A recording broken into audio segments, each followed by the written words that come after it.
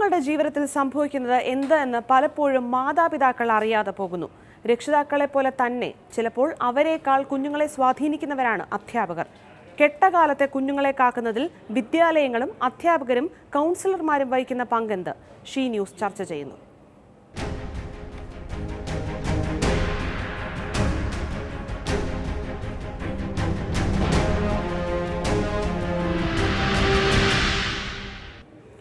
ഈ വിഷയം ചർച്ചയ്ക്കെടുക്കുമ്പോൾ തൃശൂർ ചിറ്റാട്ടുകര വിദ്യാവിഹാർ സെൻട്രൽ സ്കൂളിലെ പ്രിൻസിപ്പൽ ഡോക്ടർ വി ബിന്ദു, ഒപ്പം തിരുവനന്തപുരം മാർ ഇവാനിയോസ് കോളേജിൽ പ്രവർത്തിക്കുന്ന കൗൺസിലർ കലാഷിബു എന്നിവർ നമുക്കൊപ്പം ചേരുന്നു. ഡോക്ടർ വി ബിന്ദു, നമ്മൾ ഈ ചർച്ച ഇന്നലെ തുടങ്ങിയതാണ്. ഇന്നലെ ഷീ ന്യൂസ് ഈ വിഷയം ചർച്ചയ്ക്കെടുക്കുമ്പോൾ മാതാപിതാക്കൾക്ക് എത്തരത്തിൽ കുട്ടികളെ ഇത്തരം അവസ്ഥകളിൽ സഹായിക്കാൻ കഴിയുമെന്ന വിഷയമായിരുന്നു ചർച്ച ചെയ്തത്. അപ്പോൾ വിദഗ്ധർ ചൂണ്ടിക്കാട്ടിയ ഒരു കാര്യം, 10% കുട്ടികൾ പോലും മാതാപിതാക്കളോട് അവർ നേരിടുന്ന പ്രശ്നങ്ങൾ പങ്കുവെക്കുന്നില്ല എന്നതാണ്. ഒരു ഗുരുതരമായ പ്രശ്നത്തിലേക്കാണ് ഇത് വിരൽ ചൂണ്ടുന്നത്. അപ്പോൾ ഈ ഒരു ഘട്ടത്തിൽ ഏറ്റവും കൂടുതൽ മാതാപിതാക്കൾ ചെയ്യേണ്ട ഒരു കടമ അത് നിർവഹിക്കാൻ കഴിയുന്നത് ഒരുപക്ഷെ അധ്യാപകർക്കാണ്. അത്തരത്തിൽ അധ്യാപകർക്ക് ഏത് ഘട്ടത്തിലാണ്, ഏത് സാഹചര്യത്തിലാണ് കുട്ടികളെ സഹായിക്കാൻ കഴിയുക എന്നാണ് വിലയിരുത്തുന്നത്? ഏറ്റവും കൂടുതൽ സമയം കുട്ടികൾ സ്പെൻഡ് ചെയ്യുന്നത് ഒരുപക്ഷെ സ്കൂളുകളിലായതുകൊണ്ടും കൂടിയായിരിക്കാം. അധ്യാപകർക്ക് കുറേ കാര്യങ്ങൾ ഇതിൽ ചെയ്യാനുണ്ട്. പലപ്പോഴും ഒബ്സർവ് ചെയ്തുകൊണ്ട് മാത്രം പല ഘട്ടങ്ങളിലും കുട്ടികളെ സേവ് ചെയ്യാൻ സാധിച്ചിട്ടുണ്ട്. എനിക്ക് നിരവധി വർഷത്തെ സ്കൂൾ പ്രിൻസിപ്പളായുള്ള പരിചയം കൊണ്ട് കുറേ അനുഭവങ്ങളുണ്ട്. ഇങ്ങനെയുള്ള പെൺകുട്ടികളെ സേവ് ചെയ്യാൻ സാധിച്ചത് അധ്യാപകരുടെ മാത്രം പങ്ക് പറയാതിരിക്കാൻ പറ്റില്ല. അവർ തരുന്ന ചെറിയൊരു സൂചനയിൽ നിന്നൊക്കെ ആയിരിക്കും നമ്മളൊരു വലിയൊരു സംഭവത്തിലേക്കൊക്കെ നമ്മൾക്ക് വിരൽ ചൂണ്ടിക്കിട്ടുന്നതെല്ലാം. ചിലപ്പോൾ കുട്ടി നിരന്തരമായി ബാത്റൂമിൽ പോകുന്നു, ചിലപ്പോൾ ആ ഒരു കാഴ്ചപ്പാടായിരിക്കും നമ്മളത് ഒബ്സർവ് ചെയ്ത് ചിലപ്പോൾ പാരൻസിനെ അറിയിച്ച് അത് വലിയൊരു ഒരു ഒരു ഒരു അബ്യൂസ് നടന്നിട്ടുണ്ടെന്നുള്ള സൂചന നമുക്ക് കിട്ടുന്നത്. ചിലപ്പോൾ കുട്ടി ഭയങ്കരമായിട്ട് സ്കൂളിൽ വരാൻ മടി കാണിക്കുക, വരാതിരിക്കുക, പെട്ടെന്ന് പഠിച്ചുകൊണ്ടിരിക്കുന്ന ഒരു കുട്ടി പഠിത്തത്തിൽ പിന്നോക്കാവുക, അതുപോലെ ഓവർ സ്മാർട്ട്നെസ്സും കാണിക്കും ചിലപ്പോൾ. ഇങ്ങനെയുള്ള പല അനുഭവങ്ങളും ഉണ്ടായിട്ടുണ്ട്. ഇതെല്ലാം ചിലപ്പം മിക്കവാറും വീട്ടിനകത്ത് തന്നെ കുട്ടി സുരക്ഷിതയല്ല എന്ന് നമുക്ക് മനസ്സിലാക്കാൻ സാധിക്കും. പിന്നീട് കൗൺസിലറിസം എല്ലാവരും കൂടെ ചേർന്നിട്ടാണ് പലപ്പോഴും, ഞാൻ തന്നെ ഒറ്റയ്ക്ക് നേരിട്ട് ഹെൽപ്പ് ലൈനിൻ്റെ സഹായത്തോടെയൊക്കെ പല കുട്ടികളെ സേവ് ചെയ്തിട്ടുണ്ട്. ശ്രീമതി കലാഷിബു, നമ്മൾ ഈ കഴിഞ്ഞ ദിവസങ്ങളിൽ കണ്ട കുഞ്ഞുങ്ങൾക്കെതിരായ പീഡന വാർത്തകളിലെല്ലാം മിക്കപ്പോഴും ഈ വാർത്തകൾ പുറത്തു വന്നത് കൗൺസിലിങ്ങിലൂടെയാണ് കുട്ടികൾ ഈ വാർത്തകൾ പുറത്തേക്ക് എത്തിക്കുന്നത്. അത്തരത്തിൽ കൗൺസിലിംഗ് കുട്ടികൾക്ക് എത്രമാത്രം ഗുണപ്രദമാകുന്നുണ്ട്? ഇത് ശരിക്കും ഒരു കൗൺസിലറിന് ഇഫക്റ്റീവായിട്ട് വർക്ക് ചെയ്യാനായിട്ട് സ്കൂളിലെ ടീച്ചേഴ്സും പ്രിൻസിപ്പലും എല്ലാവരുടെയും സപ്പോർട്ട് വേണം. എന്നാൽ മാത്രമേ കൗൺസിലറിനും നന്നായിട്ട് ഒരു സ്കൂളിൽ വർക്ക് ചെയ്യാൻ പറ്റത്തുള്ളൂ. ഇപ്പോൾ ടീച്ചേഴ്സിന് വർക്ക് ലോഡുണ്ട്, പണ്ടത്തെക്കാളും കുറച്ചും കൂടി ഓരോ വർഷം കൂടുന്തോറും വർക്ക് ലോഡുണ്ട്. അപ്പോൾ എത്ര നല്ല അധ്യാപികയാണ് ടീച്ചേഴ്സ് കുട്ടികളുമായിട്ട് നന്നായിട്ട് ഇടപെടുന്നതാണെങ്കിൽ കൂടി ചിലപ്പോൾ സമയക്കുറവ് മൂലം കുട്ടികളുടെ ചെറിയ പ്രശ്നങ്ങൾ അവർക്ക് പെട്ടെന്ന് പരിഹരിക്കാൻ സമയം കിട്ടാതെ വരും. അങ്ങനെയുള്ളപ്പോൾ കൗൺസിലർ, നല്ലൊരു കൗൺസിലറാണ് ആ സ്കൂളിലുള്ളതെങ്കിൽ കുട്ടികൾക്ക് അധ്യാപകരുടെ സഹായത്തോടുകൂടി, തീർച്ചയായിട്ടും അധ്യാപകരുടെ സഹകരണം വേണം, കൗൺസിലർ നല്ലൊരു റോള് സ്കൂളിൽ ചെയ്യാനുണ്ട്. ഡോക്ടർ വി ബിന്ദു, എത്രമാത്രം പേഴ്സണൽ ആയിട്ടുള്ള അനുഭവങ്ങൾ പങ്കുവെക്കാൻ കഴിയും? സ്കൂളിലെ കുട്ടികൾ ഇത്തരത്തിൽ പ്രശ്നങ്ങൾ നേരിട്ടത് സ്കൂൾ അധികൃതർ തന്നെ കണ്ടുപിടിച്ച സാഹചര്യത്തിൽ കുട്ടികൾ എത്രമാത്രം സ്കൂൾ അധികൃതരോട്, കൗൺസിലേഴ്സിനോട് തുറന്നു പറയാൻ തയ്യാറാകുന്നുണ്ട്?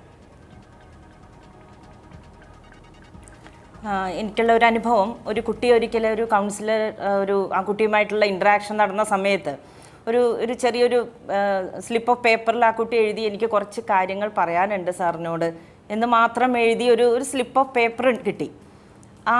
അത് വെച്ചുകൊണ്ടാണ് ഞാൻ ആ കുട്ടീനെ പിന്നെ വിളിച്ചത്, എന്തോ പറയാനുണ്ട് എന്ന് പറഞ്ഞതിൽ നിന്ന് മാത്രം.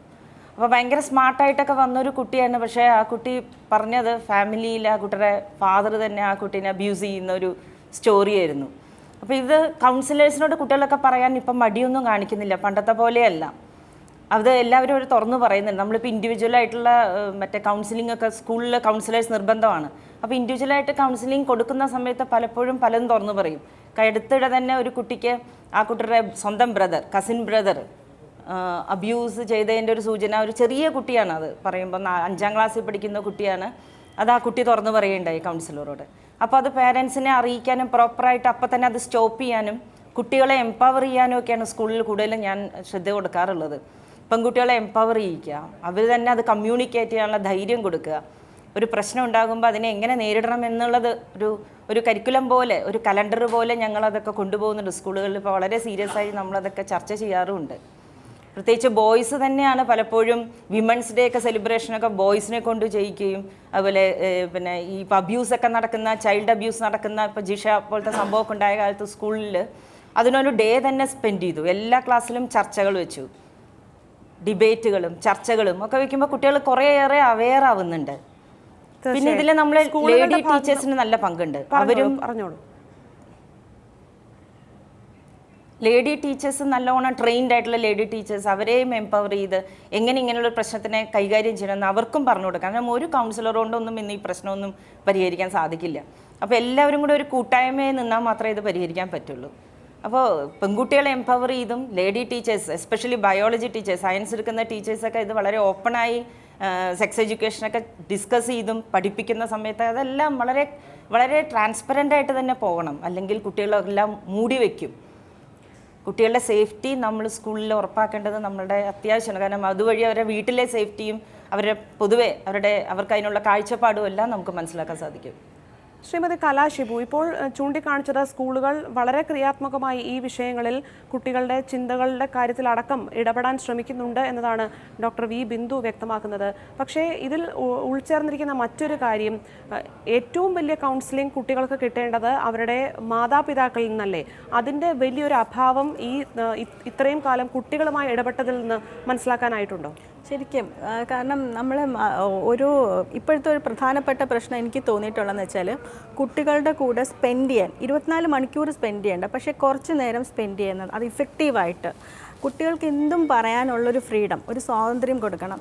ഇപ്പം ആൺകുട്ടികൾക്കായാലും പെൺകുട്ടികൾക്കായാലും നേരത്തെയാണ് പ്യൂബേർട്ടി. അപ്പോൾ അവർ ഫിസിക്കലായിട്ട് അവർ ഡെവലപ്പ് ചെയ്യുകയും ചെയ്യുന്നുണ്ട്, എന്നാൽ മാനസികമായ പക്വത എത്തുന്നുമില്ല. അപ്പം ഈ അബ്യൂസ്മെൻ്റ് എന്ന് പറഞ്ഞ് വരുന്ന ചില കേസസ് പലപ്പോഴും തോന്നിയിട്ടുണ്ട്, പീഡനം എന്ന് പറയുന്നത് ഒരു പരിധി വരെ തുറന്നു പറയുകയാണെങ്കിൽ പീഡനമല്ലാത്തൊരവസ്ഥയാണ്.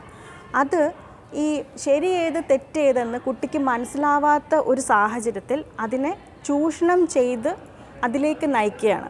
അപ്പോൾ അങ്ങനെയുള്ള സെക്സ് എഡ്യൂക്കേഷൻ കൗൺസിലറിനും ടീച്ചറിനും കൊടുക്കാവുന്നത് പോലെ തന്നെ വീട്ടിൽ അമ്മയ്ക്കും കൊടുക്കാവുന്നതാണ്, അച്ഛനും കൊടുക്കാവുന്നതാണ്. അപ്പോൾ അതിനായിട്ടുള്ളൊരു കുട്ടി എന്തെങ്കിലും സംശയം ചോദിക്കുമ്പോഴത്തേക്ക് നീ ഈ പ്രായത്തിൽ അറിയേണ്ടതല്ല, കുട്ടി എന്തെങ്കിലും അറിഞ്ഞിട്ടായിരിക്കും ആ ഒരു ഡൗട്ട് ചോദിക്കുന്നത്. അപ്പോൾ നീ ഈ പ്രായത്തിൽ അറിയേണ്ടതല്ല എന്നല്ല പറയേണ്ടത്, അവന് മനസ്സിലാവുന്ന അല്ലെങ്കിൽ അവൾക്ക് മനസ്സിലാവുന്ന ഭാഷയിൽ കുട്ടിക്ക് ഉണ്ടായ സംശയം തീർത്തു കൊടുക്കാനുള്ള ഒരു മനസ്സ് മാതാപിതാക്കൾക്ക് വേണം. ഡോക്ടർ വി ബിന്ദു, ഒരു അച്ഛനും അമ്മയും അവരുടെ കുട്ടിയെ ശ്രദ്ധിക്കാൻ പോലും ഉള്ള സമയം കിട്ടുന്നില്ല എന്ന് പറയുന്ന കാലത്താണ് നമ്മൾ ജീവിക്കുന്നത്.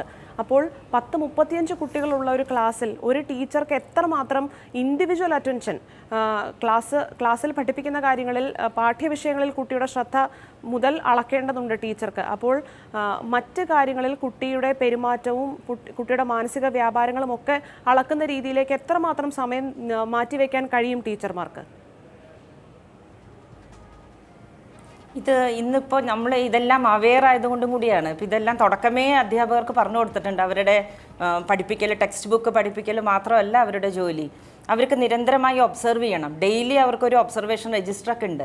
അവരതിൽ കുട്ടികളെക്കുറിച്ചുള്ളത് എഴുതുന്നുണ്ട്, കാഴ്ചപ്പാടുകൾ എഴുതുന്നുണ്ട്. അപ്പോൾ പെട്ടെന്നുള്ള ചില ചേഞ്ചുകൾക്ക് അവർക്ക് നോട്ട് ചെയ്യാൻ സാധിക്കും. ഇപ്പോൾ ചെറിയ ക്ലാസ്സുകളിലൊക്കെ കുട്ടി പെട്ടെന്ന് വരാണ്ടാവുക, അങ്ങനെയുള്ള സന്ദർഭങ്ങളിൽ നമ്മൾ കാരണങ്ങളൊക്കെ പെട്ടെന്നുള്ളൊരു മടി, ഞാൻ നേരത്തെ പറഞ്ഞ പോലെ. അപ്പോൾ അതൊക്കെ നമ്മൾ കാരണം ചോദിക്കുമ്പോൾ പേരൻസിന് പറയാൻ കിട്ടാതെ വരുമ്പോൾ നമ്മൾ വീണ്ടും വീണ്ടും വീണ്ടും അതിനുവേണ്ടി സ്പെൻഡ് ചെയ്യാറുണ്ട്. ഞാനതിന് സ്പെഷ്യലി ടൈം കണ്ടെത്താറുണ്ട്. അത് എനിക്ക് തോന്നുന്നു ടീച്ചേഴ്സിന് സമയമില്ലെങ്കിൽ അതിൽ മറ്റധ്യാപകർക്ക് അല്ലെങ്കിൽ പ്രധാന അധ്യാപികയ്ക്കും നല്ല റോളുണ്ട്, കൗൺസിലർ മാത്രമല്ല. അപ്പോൾ നമ്മൾ പേരൻസിനെ വിളിച്ച് അതിനെക്കുറിച്ച് പറഞ്ഞ് ചർച്ച ചെയ്യുമ്പോഴായിരിക്കും നമുക്ക് പല കാര്യങ്ങളും കിട്ടാറുള്ളത്. ഇപ്പോൾ ഒരു കുട്ടിയുടെ ഒരു കേസ് വന്നപ്പോൾ നമ്മൾ പേരൻസ് ആദ്യം ഡിനൈ ആണ് ചെയ്യുന്നത്.